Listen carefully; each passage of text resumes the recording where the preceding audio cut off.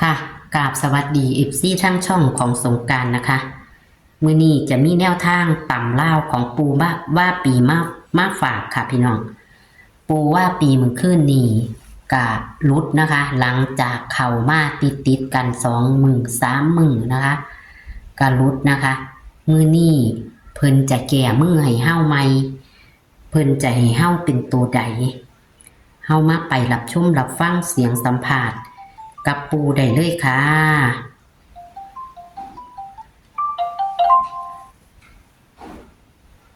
ฮัลโหล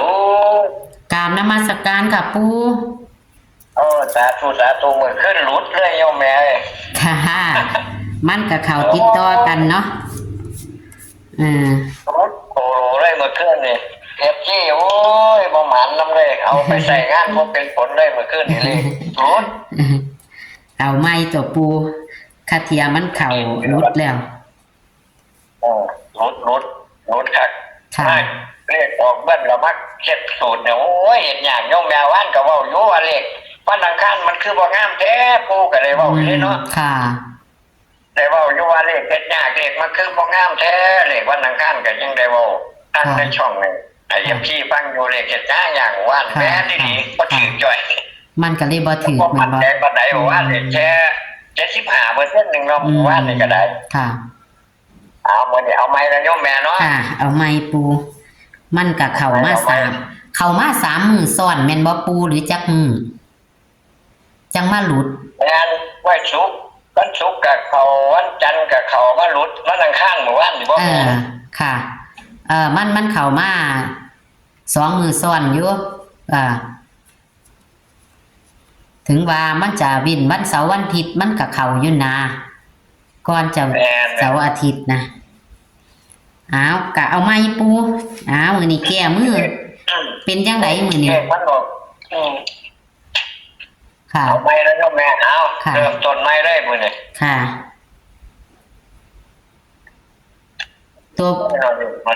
ตัววินหรือหยังปูเอาเลขตัววินคือเก่าแหละโยมแม่ค่ะเลขวินเลขวินมี1มี4มี2มี9ได้โยมแม่เด้อเลข4ตัว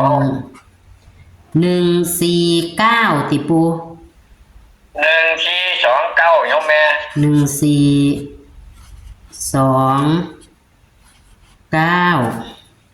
แต่เลข3ตัวสิให้ไป2หางได้โยมแม่เด้อบ่วงให้ดอกอย่าใช้ FC เพิ่นสิซื้อเอาค่ะเลข3ตัวนี่ให้ไป429โยมแม่429แล้วก็142บาทเลข2ตัวได้โยมแม่เด้อค่ะ2ตัวนี่14 12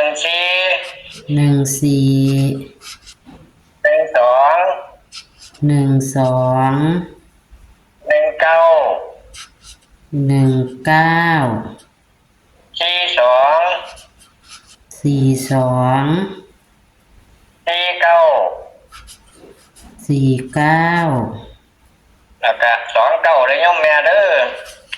ตัวนี้เรียนไปที่1 ว่องไวเลยโยมแม่ค่ะแล้วก็ที่2ค่ะแล้วก็29เลขตัวเน้นไปที่ไอ้เด่นที่กับ1ได้โยมแม่เด้อวงไว้ที่เลข4ค่ะวันข้ามพุธมื้อนี้วันพุธเน้นไปที่เลข4เลขเด่นเฮาโอ้ยหมดเคลื่อนนี่เลขพวกเขาจิกน้ำเมฟที่โอ้ยนอนสนุกก็หลุดคักจะนอนสนุกก็มาออกมาชี้ตัวรวด2กันสนุกว่ะจักเป็นจังไดมันหันมางวดก่อนมันออก2ชี้ตัวนั่นมื้อต่อมาบ่เหลือจักโตเลยเด้โยมแม่ค่ะงวดนี้ไปหมดตลาดเลยงวดนี้สิเป็นจังไดก็สิคือเก่าติปูโอ้ยงวดนี้จักละ5ก็จะเอาไว้จักโตนึงก็เดี๋ยวมันยั่งเนาะโอ้ยมาหมดเลย ลูกจุงหลานจุงปู่จุงยามาเหมือนเราเลขสองหมู่บ้านนี่ก็ได้โอ้ย กระโพดกระเลียว่าติโอ้ยมาเหมือนได้ก็เลยบ่เข้ามันก็เลยกันเลขเป๋าเลขสองน่ะเลขคำนวณทุกอาจารย์น่ะเลขสูตรน่ะหงายท้องก็ยังว่าผู้ยังว่าอยู่ว่าเลขว่าคือเฮ็ดยากแท้ก็ยังว่าเฮ็ดยากอยู่หมู่บ้านนี่มื้อนี้ก็ใครแน่อยู่ดอกมื้อนี้ก็เย็บจี้ก็ได้ขึ้นอยู่ดอกมื้อนี้ค่ะมาเห็นอยู่ดอกมื้อนี้ขึ้นถือว่าเขาล็อกเขาขึ้นบ่เป็นหยังมื้อนี้เอาไม้แล้วโยมแม่เนาะค่ะตัวนิ่นให้มาวิ่งนี่คือ1กับ4บ่ปู่แม่น1กับ4นี่ได้จับไว้อยู่นี่ล่ะโยมแม่ค่ะ1กับ4แต่ว่าเด่นสุดนั่นคือเลข4เด้อโยมแม่เด้อตัวเด่นสุดอ๋อเด่นสุดคือ4แม่นค่ะวงกลมไว้กันเพราะว่าได้ขีด1ทางใต้เอาสุดคือ4แม่นเอามาวิ่งตัวเดียวก่อนกันวางสั่นวิ่ง4นี่ค่ะจังสิชัดเจนพอประสงค์ออกน้ำมาหรอบ่โยมแม่ค่ะมาแต่ก็บ่ทันได้ลงให้เพิ่นตัดต่อวังหันล่ะปู่ก็เห็นย่านปู่ยากก็เลยบ่ทันโทษเอาต่อกันก็เลยว่ารอให้ทุกปู่ถักมาดีกว่าย่านไปท่วมปู่ยากค่ะแต่ว่าหันได้ลงดอกสิลงพร้อมกันนี่ล่ะสิตัดต่อแล้วก็สิลงมันตัดต่อค่าของเพิ่นละวังนึงหั่นก็เลยเอาบ่ได้เพราะว่าเฮาต้องตัดต่อออกไปซะก่อนให้แล้วก่อนจังได้เอาคลิปใหม่จังสิแม่ปู่แม่นโยมแม่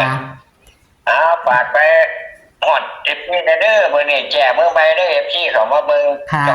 ช่องแม่สงกรานต์กับเพราะว่าเมื่อวานนี่เลขปู่นี่ว่ามันเฮ็ดยากหรอก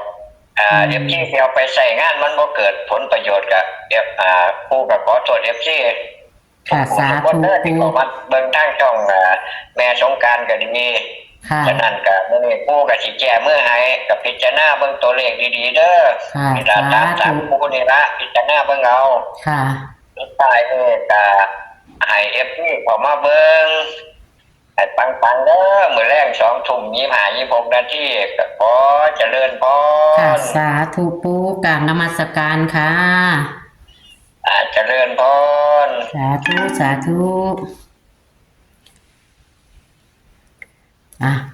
ปู่กะขอโทษขออภัยเนาะค่ะพี่น้องนี่ก็มีเขามีรูดของเพิ่นก็เดินมา2ค่ะ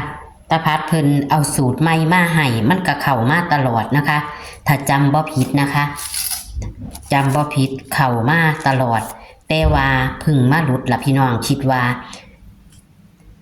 ฮอกก็จะมาหลุดนะคะแต่ว่ามื้อนี้มื้อวานปูว่ามันเฮ็ดยากนะคะปูก็ว่ามันเฮ็ดยากอยู่นะคะพันออกเลขเบิ่นมันก็จะมักจะพลาดนะคะพี่น้องแต่ว่ามื้อนี้วันที่19สิงหาคม69ปูว่าอาจจะบ่พลาดเด้อพี่น้องอย่าถิ่มอย่าปานี่ค่ะตัวเลขแนวทางของปูว่าปีวันที่19สิงหาคม69ตำลาวปูว่าปีนะคะวันพุธเลขวิ่นกัน1429เพิ่นให้แห้ง1กับ4แต่ว่าตัววิ่งแท้คือ4นะคะพี่น้องวิ่งแท้คือ4จับคู่เลข3ตัว429 142เลข2ตัว1412 1942 49 29ตัวนิ้น1442 29นะคะตัวนิ่นของปูนะคะเลข3ตัวนิ่นทอกันพี่น้องเลข3ตัวนิ่นเท่ากันนะคะอย่าถิ่มอย่าปาค่ะพี่น้องปูว่าปีมีเข่ามีหลุดตะวาพ่อตะเพิ่นเอาสูตรนี้มากกับเข่าเลยนะคะพี่น้องเข่าบ่รู้ว่าจักมือแต่ว่าเข่ามาหลายมือแล้วคิดว่าบ่แม่น2มือค่ะเพราะว่าเข่ามาเพิ่น เพิ่นเอาสูตรนี้มาแต่วันที่ใดนี่แหละแต่ว่าแอดก็จำบ่ได้เพอแอดก็เฮ็ดหลายอย่างหลายแนวบ่ได้เขียนสถิติไว้นะคะแต่ว่าของเพิ่นเข้ามาจนมาฮอดมื้อวานวันอังคารจังมาหลุดนะคะพี่น้องเอามื้อนี้วันที่19สิงหาคม69นี้ก็กดไลค์กดแชร์ให้กับปูว่าปีและช่องของสงกรานต์นี่เด้อค่ะเป็นกำลังแรงใจให้กันนะคะในมื้อนี้ขอให้โชคให้หมานในวันพุธนี้19สิงหาคม69ให้มีเงินซื้อกับข้าวแรงให้มีเงินใส่หนี้นะคะโชคหมานๆค่ะสวัสดีค่ะ